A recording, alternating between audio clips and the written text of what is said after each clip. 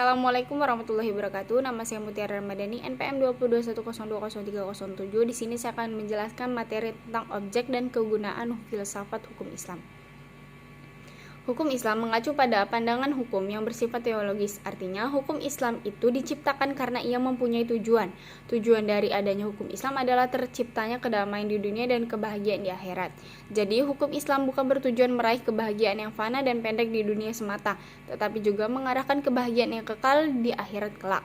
Inilah yang membedakan dengan hukum manusia yang menghendaki kedamaian di dunia saja. Tujuan hukum Islam tersebut merupakan manifestasi dari sifat Rahman dan Rahim. Maha Pengasih dan Maha Penyayang Allah kepada semua makhluknya. Rahmatan lil alamin adalah inti syariah atau hukum Islam. Keberadaan syariah tersebut dapat menegakkan perdamaian di muka bumi dengan pengaturan masyarakat yang memberikan keadilan kepada semua orang. Keadilan sangat mulia di hadapan Tuhan dan sifat adil merupakan jalan menuju takwa setelah iman kepada Allah.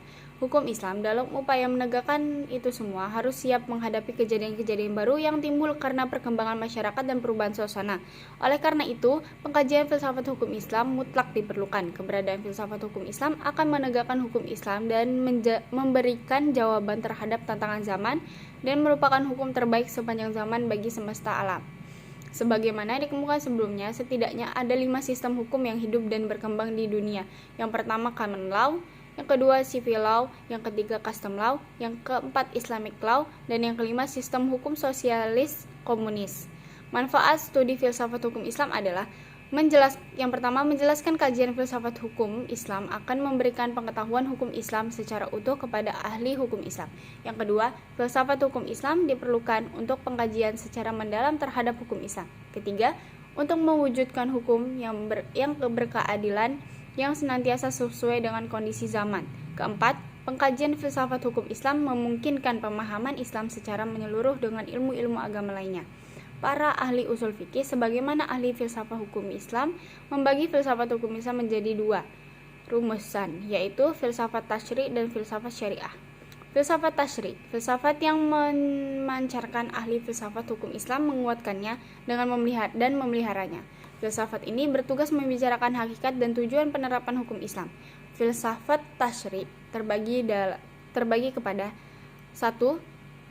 Daim al-Ahkam, dasar hukum Islam. Kedua, Wabadi al-Ahkam, prinsip-prinsip hukum Islam. Ketiga, Usul al-Ahkam, pokok-pokok hukum Islam atau Mashadir al-Ahkam, sumber-sumber hukum Islam.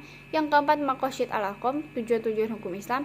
Yang keempat, Waqaid al-Ahkam, kaidah-kaidah hukum Islam. Filsafat syariah, filsafat yang diungkapkan dari materi-materi hukum Islam seperti ibadah, muamalah, jinayah, ukubah, dan sebagainya. Filsafat ini bertugas membicarakan hakikat dan rahasia hukum Islam. Termasuk dalam pengembangan filsafat syariah adalah 1. Asrar al-Ahkam, rahasia-rahasia hukum Islam. Kedua, Kasah is al-Ahkam, ciri-ciri khas hukum Islam. Ketiga, Mahasin al-Ahkam, keutamaan-keutamaan hukum Islam. Keempat, Tawabi al-Ahkam, karakteristik hukum Islam. Sekian penjelasan dari saya akhiri. Wassalamualaikum warahmatullahi wabarakatuh.